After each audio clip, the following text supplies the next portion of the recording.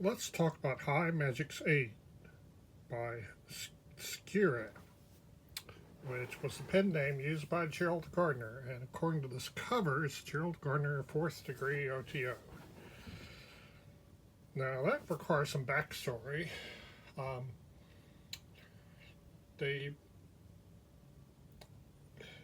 During the last years of Aleister Crowley's life, when he thought his life work was going to come to nothing, he was giving advanced degrees to anybody who showed the slightest bit of magical talent. And as far as I know, Gardner only met Crowley twice in his whole life. He met him, second time he met him, Crowley gave him a certificate which authorized him to start his own camp of the OTO and granted him the 4th degree in the OTO. Now, as looking at Gardner's works, I see no indication that he ever worked the OTO as a system. But the OTO likes to claim that anybody who ever heard of them came from them. The Grand Secretary General once showed me a flowchart showing how everything in the occult came from Aleister Crowley. You may have your own opinions on that. Anyway, that's a sidebar from this book. This was when Gardner started trying to publish witchcraft books. It was still illegal to be a witch when he published this, so he published it in the form of a fiction novel.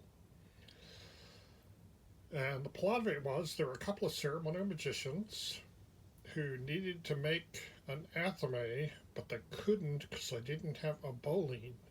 And so their magic was so weak that they couldn't just take a kitchen knife and use that to carve runes to make an athame. They had to have a specially consecrated bowline. So they teamed up with a witch, a female witch, and there are some descriptions of rituals that they did here, which she participated in. And when they did rituals, they put on ritual robes, and she did them sky-clad. And there are little bits and pieces of Gardnerian ritual in here already. And so it's interesting look into the past. It's interesting to see where it was going. I look at this and I see no proof at all that Aleister Crowley invented witchcraft, Wicca. And I also see no proof that Gardner made it all up. The theory that he was bound by oaths and it was illegal to be a witch anyway, and he was just releasing bits and pieces sounds pretty credible here. Though I do think that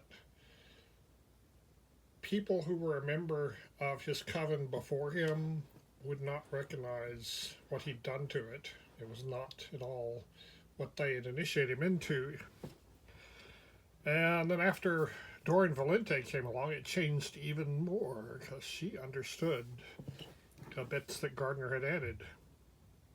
Though there is a theory that Crowley and Alan Bennett joined a Pickingill coven early in the 20th century, and Crowley quickly got kicked out because well, you know what he is, and that's why there are what appear to be quotes from some of Crowley's works in traditional Wicca, but that instead Crowley's quoting Wicca. But if he is, his writing style is wholly adapted from the writing style of those quotes, that because his writing style is consistent with the bits that are quoted into Wicca. So anyway, it's an interesting book, so check it out.